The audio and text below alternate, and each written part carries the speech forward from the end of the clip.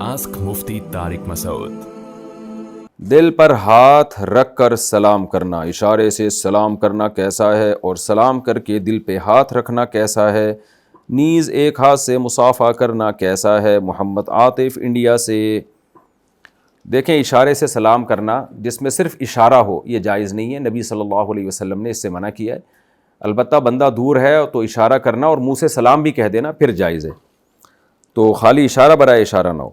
دوسرا، سلام کر کے دل پہ ہاتھ رکھنا آج کل لوگ رکھ رہے ہوتے ہیں، تو نہ اس کے جائز ہونے کی کوئی دلیل ہے نہ ناجائز ہونے کی کوئی دلیل ہے، تو بہتر تو یہی ہے کہ اس رسم کو چھوڑ دیا جائے، لیکن اس کو کوئی سنت نہ سمجھے تو کوئی حرج بھی نہیں ہے۔ لوگ اپنے دل کی طرف اشارہ کر رہے ہوتے ہیں کہ ہم دل سے آپ کا احترام کرتے ہیں، شاید یہ مقصد ہوگا لوگوں کا۔